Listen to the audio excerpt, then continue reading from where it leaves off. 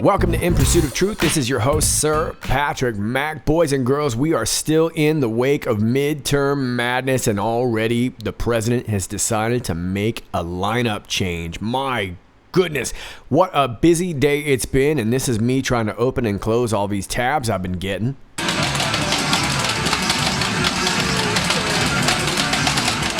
I'm giving her all she's got, Captain. Well, I'm doing my best to keep up, and the news just keeps on changing. We're going to try and make a little sense out of what happened yesterday. Let me start you off with 24:47, 48 minutes after the hour 9. We get this tweet from President Donald J. Trump.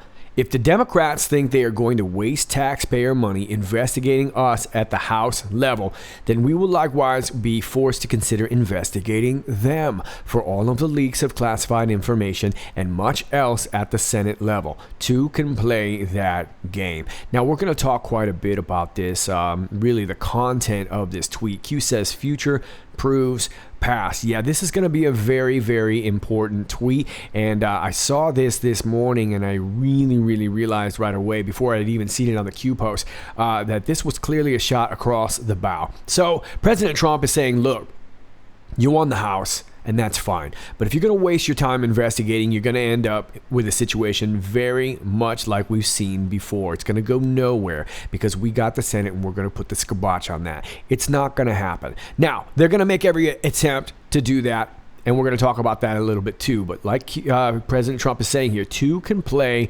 that game. We've got the Senate, and now we can start investigating them for all the leaks of classified information. Now, we talked about this yesterday, and let me clarify a little bit more in this next post here. 24:48. 10 minutes after the hour of 1, Q says, we are at war. Think logically. Why was winning the House majority the primary goal for them? Because they knew it was attainable, number one, and they knew that if they got the House majority, they would be able to start investigating anything that they wanted. They knew that they could just tie this up in minutia. Now, they're going to in some ways, and we're going to have to deal with that, and that's okay. But the fact of the matter is, this was the best that they could arrive at. They didn't really think they were going to get the Senate either. Now, they put their base up to thinking that it was going to be an extreme blue wave. And if you remember, before we even talked about a red wave, the original talk was about this big blue wave, correct? To this point, what chamber is currently directing the DOJ FBI investigations? Well, that's the Senate. That's been transferred over to the Senate. That's the upper house. Remember, the House is essentially the lower chamber. 2 years. To this point, what chamber did they feel the most threatened by? Well, they feel threatened by the Senate. While the focus was on the House for them due to above, our underlying focus was adding pro-POTUS members to the Senate and safely securing a pro-majority. Now, think logically. And think back to all those rallies that President Trump was working on. He was working predominantly on Senate seats. Now, he did a little bit on both sides, but predominantly Senate seats and important governorships, right? And that's what we got. It was a big win. Q says the Senate is worth so much more. And we talked about this yesterday, and Q confirms it right here. The Senate controls judges and cabinet positions without House approval. That's massive, ladies and gentlemen. That's massive. Okay, that's Supreme Court. And that's going to be all these appellate court judges that we're going to need for all these different cases. This is a big deal. It's the judiciary. The Senate Judiciary Committee has direct oversight over the DOJ and FBI. More power than the House. So let them try to go after his taxes. Let them try and tie themselves up. Now, I want to propose a couple things here. And the first one is not going to sound real pretty. Let's assume worst case scenario. Let's say they wrap up the next 2 years in red tape and minutia, going after Trump's taxes, going after impeachment, going after business practices, ties with Russia, you name it. And they will. They're going to throw the book. But let's say worst case scenario, they waste the next 2 years. Now, of course, it's going to be terrible. It would be terrible. But we would still come out on top. Right in time for another presidential election, where I think President Trump would win even bigger than before. Remember, folks, we are at war. Think logically. You don't go to war for the short term. When you prepare for war, you prepare for long battle. You prepare for the long view, correct? Now, again, I'm proposing just a worst case scenario. But let's say some of that doesn't work out. Let's say we get some D-class. Let's say we get some whoppery, cheesy goodness up in here. Let's say we find out that we've got some bang-up proof of election fraud, which I still think is going to shake out. We haven't even really touched on that yet. But there are a lot of things that can happen here. I don't think worst case scenario could happen. But if that were the worst case scenario, that would be the worst of it, and we could handle that. Okay, enough of that. While we had a Senate majority on paper, in reality, we never did. Nor could we count on bringing investigations to that body until it was safely in our full control. Yeah, a lot of voters, I think, were really, really upset because we were expecting this red tsunami. But let's face it, what we were really trying to do is pump it up as big as we can so that we could get what is historically a kind of lackadaisical base that doesn't get out and vote for midterms to show up like their lives depended on it. And because we did, we stopped that blue wave. And that was the big win. And we picked up historic seats in the Senate. It was a big win, ladies and gentlemen. But more importantly, it was a defensive SWAT.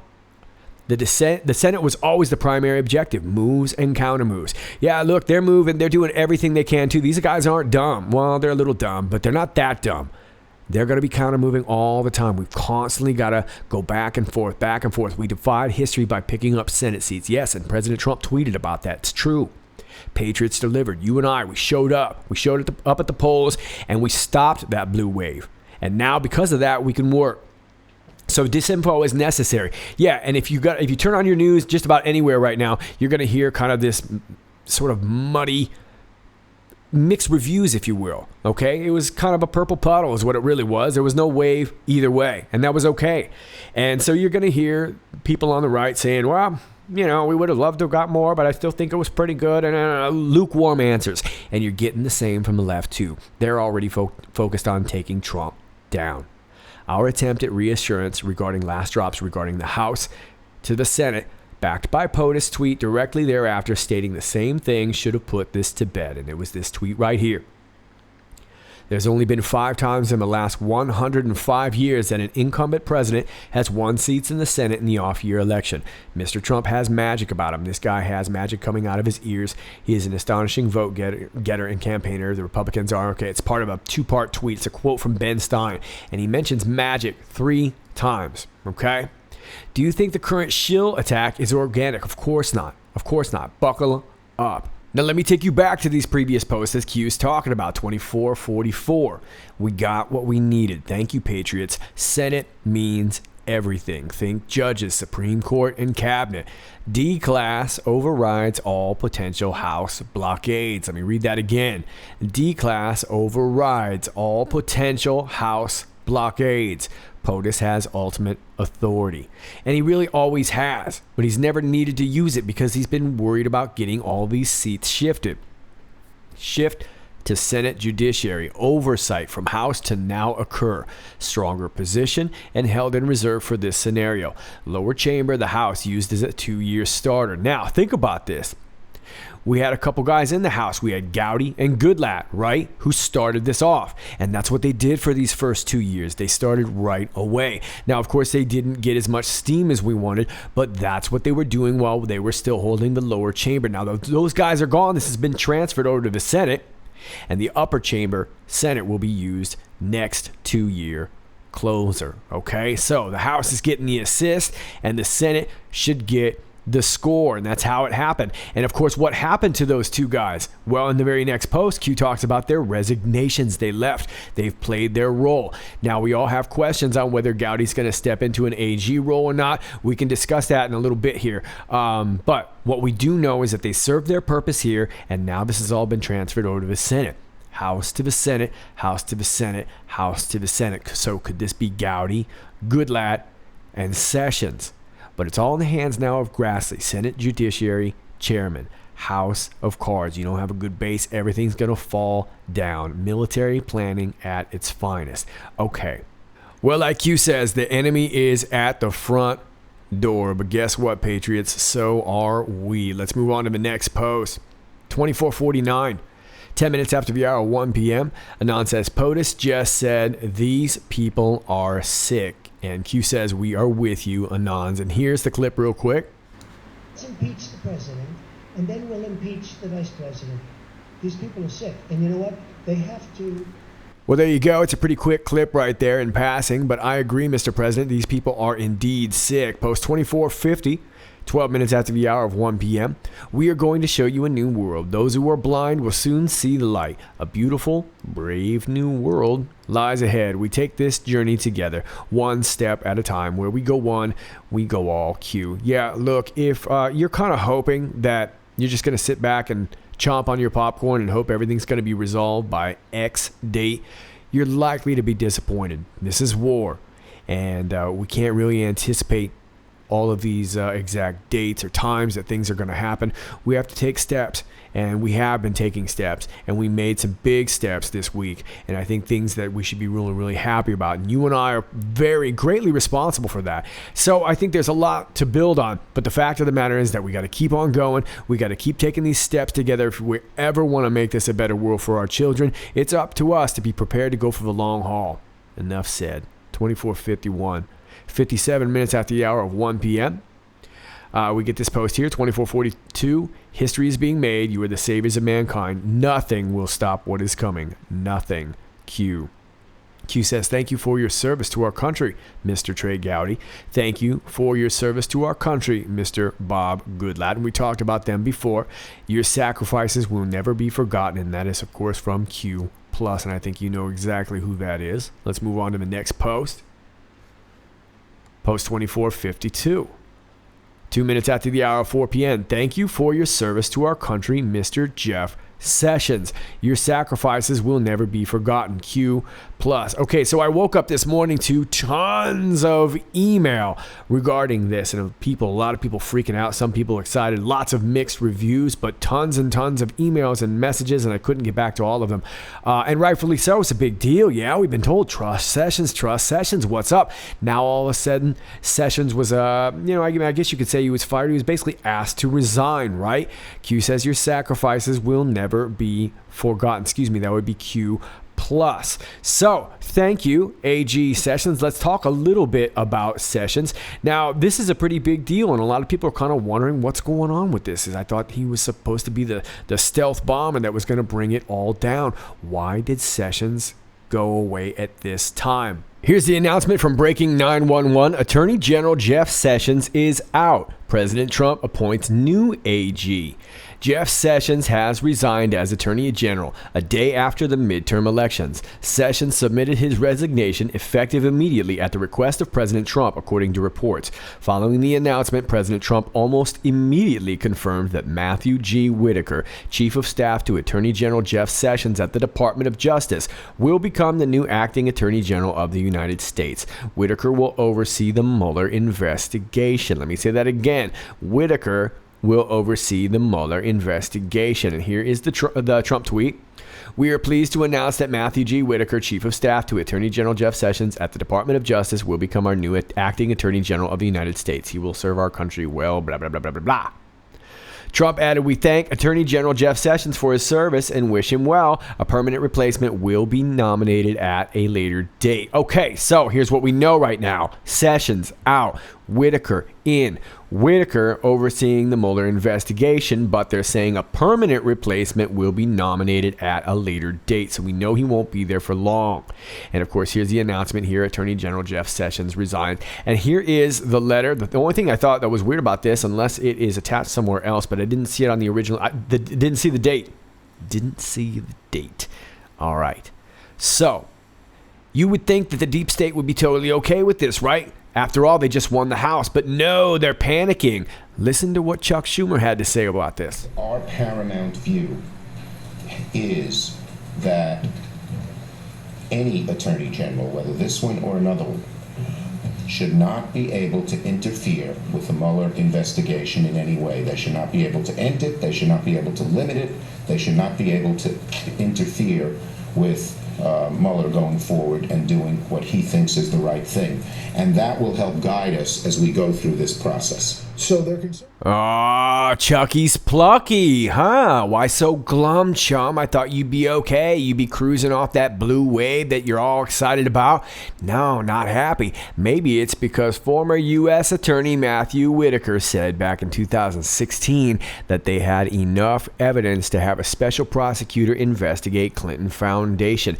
Now, I'll leave this article for you here, but I'm not going to read it. Let me actually just give it to you out of his own words, what he had to say a while back. We all know that the Clinton private email server was a violation of law. The only person that can enforce that act is the Attorney General, and this administration clearly has no interest, whether it was Holder or whether it's a former U.S. Attorney in New York named Loretta Lynch. Either one has no desire to go after Hillary and for these violations of federal law. And, so we're sort of stuck here in a situation where, again, the law doesn't, for some reason, apply. It's very clear what the law says, but it doesn't apply to Hillary Clinton or anybody on her senior staff that was also using this secret email server. I know it doesn't mean what she said, but I'm going to say it anyway. We know why she did it. It was to keep control over that information. We've already seen a peek of some of these Sidney Blumenthal emails where he was secretly lobbying on behalf of foreign countries as he was at the Clinton Foundation, and as the president and his staff said that he couldn't, be anywhere near the Department of State in an official capacity. I mean, he had secret back channels through these secret emails, and it's my group is shining a light on this behavior and exposing it and explaining and calling it what it is, which is illegal and inconsistent with our accountability and openness that we have in our federal government. He's right. Do you know that? He is right, Well, why such a panic, Chucky? After all, you still got Mad Max Waters, you still got Nancy Pants Pelosi. You're good, bro, right? And guess who else is panicking over here at MSNBC? Rachel Maddow. She says, it's happening. This is the break glass in case of emergency plan to protect the Mueller investigation. 5 p.m. local time, protest tomorrow, Thursday, November 8th. Okay, so they don't know what to do, so they just do what they always do and they protest, right? They get out and they throw stuff and they break stuff. And I guess this is what it is. Nobody is above the law. Oh my goodness. Yeah, breaking. Protest called for Thursday, November 8th, 5 p.m. local time. Donald Trump has installed a crony to oversee the special counsel.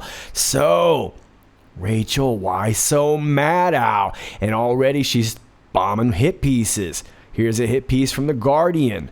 Okay, so you see what's up. They clearly see that this guy has an agenda. They know exactly what it is. Instead of investigating into Trump, there's Jim Acosta. We'll talk about him in a minute too. But instead of going after Trump-Russia collusion, they realize this is going to turn right back on them. And so here they are. And here's Jim Acosta, by the way. There's your big protest right there. They had just enough to make the sentence, protect Mueller. They would have been just short if they had said, we protect Mueller. They didn't have enough people for that. But they got protect Mueller in. So you see what's up, right? Hit piece after hit piece. And here's her last tweet here. We should not lose sight of why POTUS fired the AG, because he wants a political crony to protect him from the investigation of his own campaign. The rule of law is disappearing before our eyes. My column from a year ago when POTUS began trying to humiliate the AG into resigning. Yeah, if you remember, he was his crony. So this argument's not going to hold up. Why would they do that? They don't know that he's a crony any more than Jeff Sessions, right? But they're all in a panic. Well, let's hear what Trey Giggity Gowdy had to say about this. Mr. Chairman, do you think that acting Attorney General Whitaker could expand the investigation the other way into looking at the FBI, the early parts of the investigation from inside the administration? Well, it could. Chairman Goodlatte and I wrote a long time ago, we wrote to Attorney General Sessions and said, we think, reluctantly, but we think there ought to be a second special counsel. And I say that as somebody who used to work for the Department of Justice and wants to see that institution restored to its greatness. But I think there ought to be a second special counsel to look at the origins of the Russia probe and the way the FBI conducted itself. I mean, Chairman Goodlatte and I have been investigating to the extent we can without a grand jury and without compulsory process. We've been looking at what we can, and I am deeply troubled by what the department and the Bureau did. And I think another special counsel is warranted, and I thought that months ago. Is it more likely that that happens with the acting Attorney General Whitaker than not? Well, my chances were 0 with Sessions because he said no. So not to quote the movie Dumb and Dumber, but I guess it's 1 in a million. I guess it's better than it was with Sessions. So you're saying you get a chance. All right, I've got 15 seconds here. Okay, so Trey Get Up and Gowdy says there's a chance. Not a big one, but he's saying there's a chance. And it's possible because then we get this. Rod Rosenstein no longer overseeing Russia probe. Deputy Attorney General Rod Rosenstein is no longer overseeing Special Counsel Robert Mueller's probe into Russian election meddling following the resignation of Jeff Sessions. Acting Attorney General Matthew Whitaker will now oversee the investigation, a Justice Department spokeswoman said.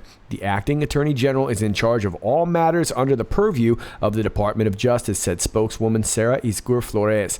In a 2017 opinion piece, Whitaker called for Mueller to limit the scope of his investigation. The investigation was being managed by Rosenstein because Sessions had recused himself. Okay, so there you go. And remember, Rod Rosenstein is driving this bus. So now that the wheels have come off, Rod Roe is no mo. Both of them, him and Mueller, out the dough. Now let's take you back to the interview with Trickety Trey again. Listen to Trey's coy response when asked about Rosenstein. And of course, keep in mind this was before the decision of Jeff Sessions had come out. So notice his response and notice what he has to say about the timeline. So what about the Deputy Attorney General, Rod Rosenstein, and his role here? One would have assumed that the deputy, that's why he's a deputy, if the Attorney General is not there, would step in as acting.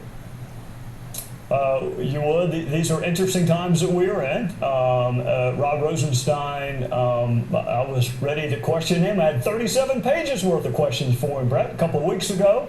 Of course, he is alleged to have wanted to invoke the 25th Amendment and question the president's fitness for office. So I'm not sure that would have been the right pick, but he is overseeing the Mueller probe right now. I don't think anything's going to happen to Rod until after Mueller finishes his investigation, and then what happens after that will be between the president and Rod. Rosenstein had a meeting today at the White House, scheduled to be there tomorrow. Do you have any sense when Mueller moves forward with anything? Do you have any timeline? I don't, and I'd be really disappointed if anyone did. I mean, Mueller, for whatever other shortcomings people perceive that he has, I think he's tried to do a pretty good job of keeping his business private.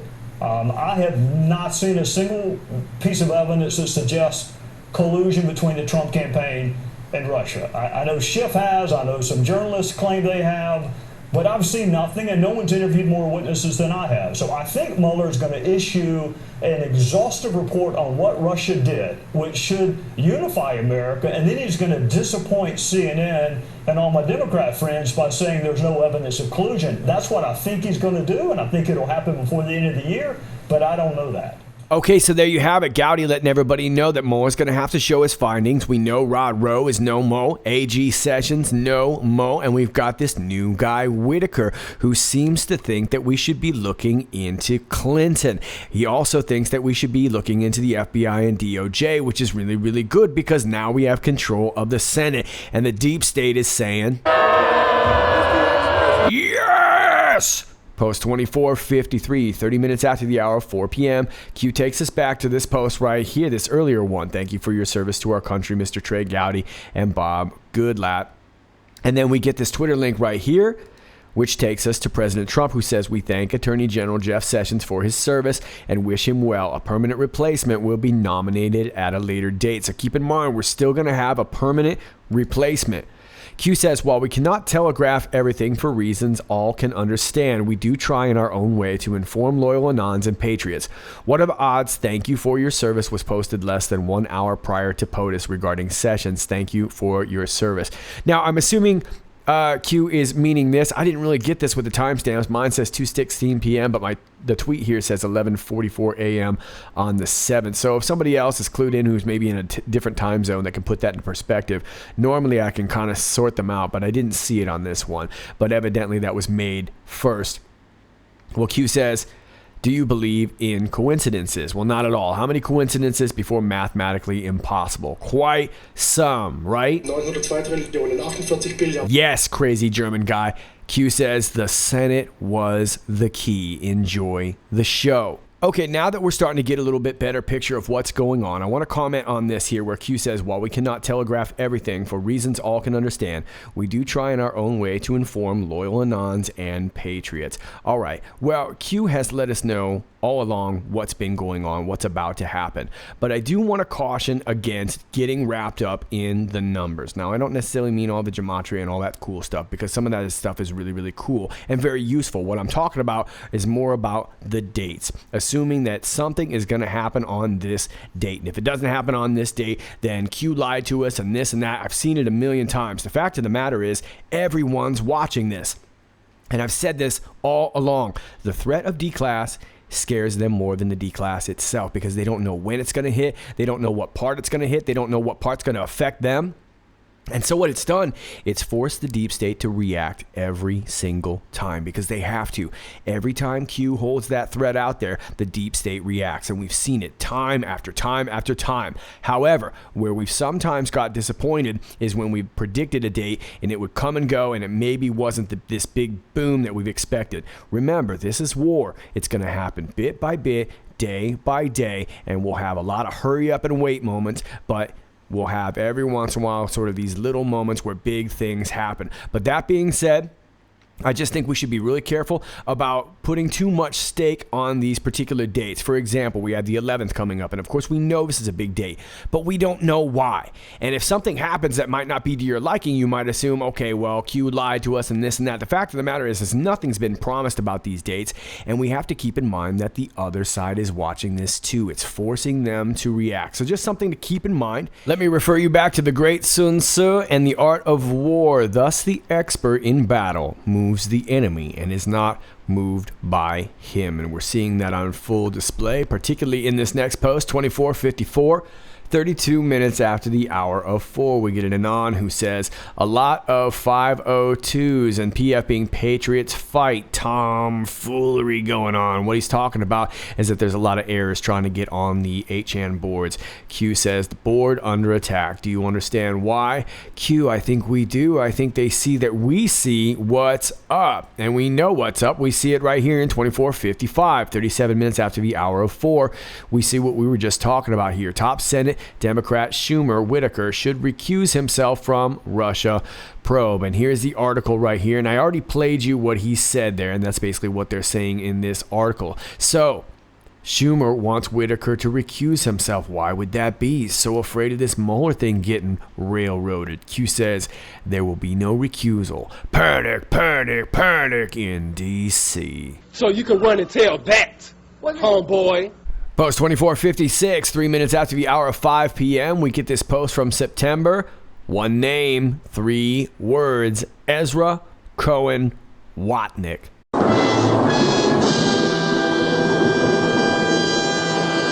Well, who is this Ezra Cohen Watnick, you may ask? Well, if you've been following my channel for a while, you know that I originally referred to him a while back as our Christopher Walken. Well, what are you talking about? I'm talking about this. You go and you see a movie with your friends, and you sit down and you got your popcorn and you're watching the fight scenes and the great dialogue and the suspense and the car chases. Next thing you know, just as it's about to reach a fever pitch, bam, in walks Christopher Walken. And you look at your friend and you say, God dog, I didn't know Christopher Walken was even in this movie. This movie's awesome, right? Now the suspense is reaching an all-time fever pitch, and that's Ezra Cohen Watnick. Now, we don't know this guy very well, but we do know that when Flynn was forced to resign, General McMaster was getting rid of a whole bunch of people, and Bannon being one of them, KT McFarland, and one of these guys that they were trying to get rid of was this Ezra Cohen Watnick. And of course, President Trump, by the urging of Bannon and Jared Kushner, said, no, he's going to go ahead and stay. Well, I think they ended up pulling it off. That's the way they reported it. But he got hired back, and he ended up taking on an advisory role to Jeff Sessions. But this is an intelligence guy. Now, we do know that he spent some time on the farm being Camp Peary, so he is familiar with CIA. But it seems like the CIA guys didn't really like him very much because he was sort of a protege of General Flynn, right? So could it have been some counterintelligence going on? Well, this guy at 31 ended up reaching a very senior position. And let me just mention here, this is from The Atlantic. This is a great article, by the way. We've covered it a few times, but I'm just going to kind of paraphrase here. But it says here, the senior in Cohen Watnick's title reflects the importance of his job, if not the level of experience he brings to it. The Senior Director for Intelligence Programs on the NSC is a powerful position designed to coordinate and liaise between the U.S. intelligence community and the White House. Let me say that again. Coordinate and liaise between the U.S. intelligence community and the White House. If the incumbent has an effective working relationship with the National Security Advisor or even the President directly, the Senior Director for Intelligence has an opportunity to exercise considerable influence on intelligence policy, covert actions, and sensitive collection operations, said Stephen Slick, a former CIA official who held the position during the Bush administration.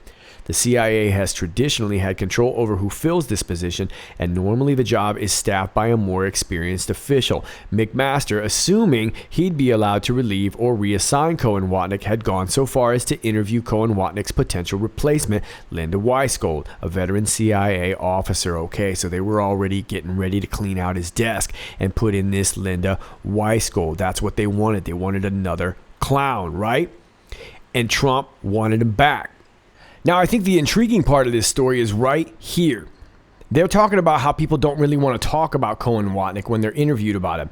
And Bannon and Ledeen are a couple of these guys. Bannon and Ledeen may be wary of talking about Cohen Watnick after his first and thus far only turn in the national spotlight.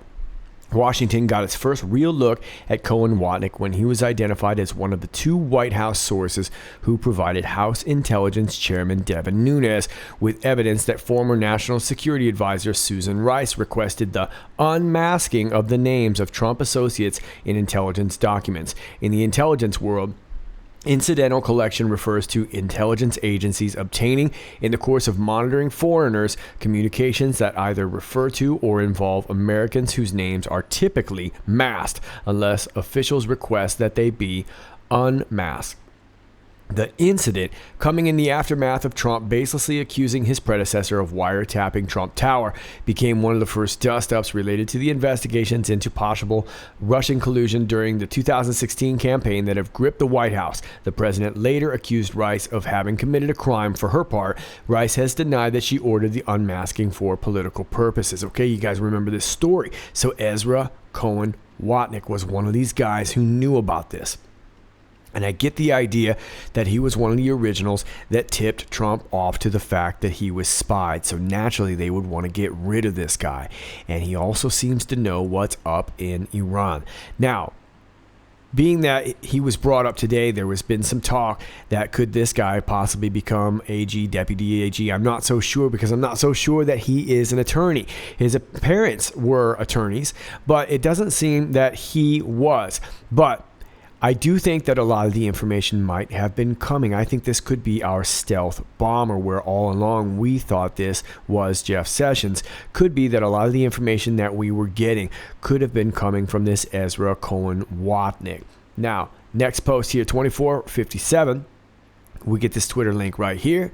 Supermom is Jennifer right here, and she posts this. Fun fact, today is the anniversary of Red October in 1917. Well, you are correct, Supermom. It was 101 years ago in Petrograd that the Bolsheviks, led by Lenin, led an armed insurrection and ushered in the Soviet era. Good call. Q says, coincidence? I think niet. 2458. 24 minutes after the hour of 5 p.m. Q says red line on the anniversary of Red October. Now, what are the odds of that? 60% of the time, it works every time. I like those odds. Post 24:59, 53 minutes after the hour of 5 p.m., we get this Twitter link to Eric Holder, who says anyone who attempts to interfere with or obstruct the Mueller inquiry must be held accountable.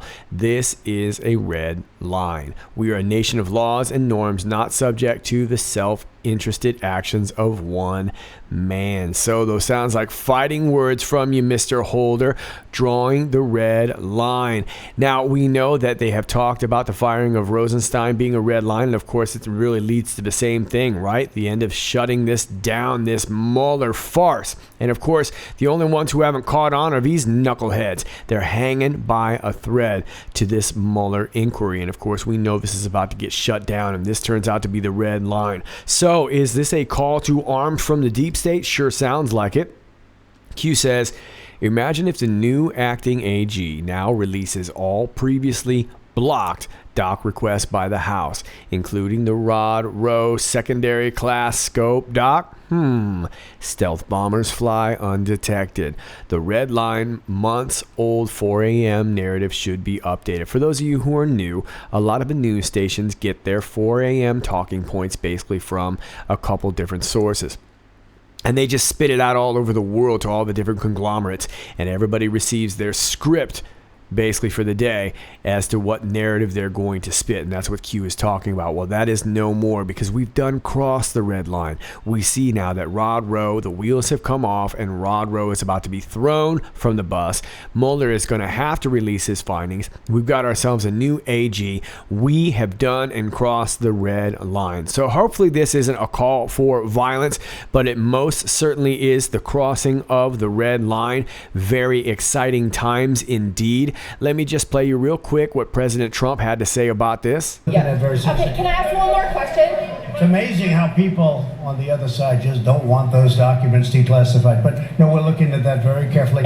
I certainly wanted to wait till after the midterms. Oh, do I smell bacony, cheesy goodness? I want a Whopper. I want a Whopper too, but we got a new Q post, 24:60, 47 minutes after the hour of 11 p.m. We get a couple Wikipedia links here. First one is to martial law. Martial law is the imposition of direct military control of normal civilian functions of government, especially in response to a temporary emergency such as invasion or major disaster or in an occupied territory. Martial law can be used by governments to enforce their rule over the public. Such incidents may occur after a coup d'etat, Thailand in 2006 and 2014, and Egypt in 2013. I was in Egypt slightly before that. It was nuts out there.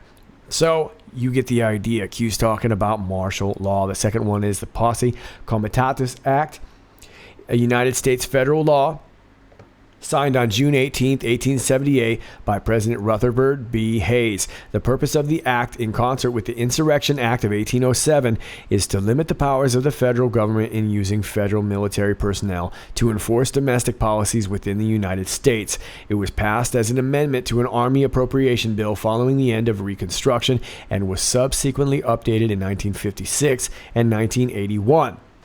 The act only specifically applies to the United States Army, and as amended in 1956, the United States Air Force. While the act does not explicitly mention the United States Navy and the United States Marine Corps, the Department of the Navy has prescribed regulations that are generally construed to give the act force with respect to those services as well. The act does not apply to the Army National Guard or the Air National Guard under state authority from acting in a law enforcement capacity within its home state or in an adjacent state if invited by that state's governor. The United States Coast Guard, which operates under the Department of Homeland Security, is not covered by the Posse Comitatus Act either, primarily because although the Coast Guard is an armed service, it also has both a maritime law enforcement mission and a federal regulatory agency mission. The title of the act comes from a legal concept of Posse Comitatus, the authority on which under a county sheriff or other law officer conscripts any able-bodied man to assist him or her in keeping the peace. Okay, so this is pretty scary stuff, yeah? And Q refers to this part right here, or in response to chaos associated with protests and mob action. Sounds like that's our red line, right? Article 1, Section 9 of the U.S. Constitution states, the privilege of the writ of habeas corpus shall not be suspended unless when in cases of rebellion or invasion, the public safety may require it. Okay, so we are looking at this migrant, if you will, invader caravan coming up to the border, still not reaching us yet, but still seems very intent on reaching the border. We've got libs panicking all over about this D class. We've got a new AG. We've got a lot of things happening, but a lot to look forward to. But it looks like the red line has been crossed, and it looks like we're probably going to get some action. Hopefully not martial law for a long time. Now, I'm not a big fan of this idea, although it looks like this is what it's coming down to. Looks like there could be some rioting in the streets, so please stay safe out there. If you see something, say something. Okay, boys and girls, those are your Q posts. And finally, we have knucklehead from CNN, Jim Acosta, getting his credentials revoked. This is the story from RT, saying CNN says Sarah Sanders lied and Acosta never placed hands on the White House intern. Okay, well, rather than getting after their own reporter for being a jerk, they decided to go ahead and call Sarah Sanders a liar, doubling down on their devilish behavior. And of course, I could really care less about this exchange. You can see it right here. It's nothing violent. She's trying to grab it, and he kind of pulls it away. He's not trying to hurt her. I don't see anything wrong with this exchange other than the fact that he needed to give the mic up. President Trump had already answered his question, was trying to move on. She was trying to force the issue, and he decided to go ahead and push it. So good on them. Good on Sarah Sanders for getting this knucklehead out of the White House. Maybe finally we can get some work done. All right, boys and girls, that's all I got for you today. As always, if you like this video, please click like, share, and subscribe. If you're new to my channel, please keep in mind that all those things I just asked you to do will be undone by your favorite social media group because they don't want you to make sure that you get notified of my videos. No cake for you, Susan Wojcicki. Yeah. All right. Thanks to all of you who have been sharing my videos. I greatly appreciate it. All my links are down below to my Gab, my BitChute, my Brighteon.com, my Patreon link if you'd like to support the channel, as well as my email. And if you'd like to send me something, I've got a P.O. box down there too. All my links are down below. Okay, kids, that's all I got for you today. And as always, stay cool.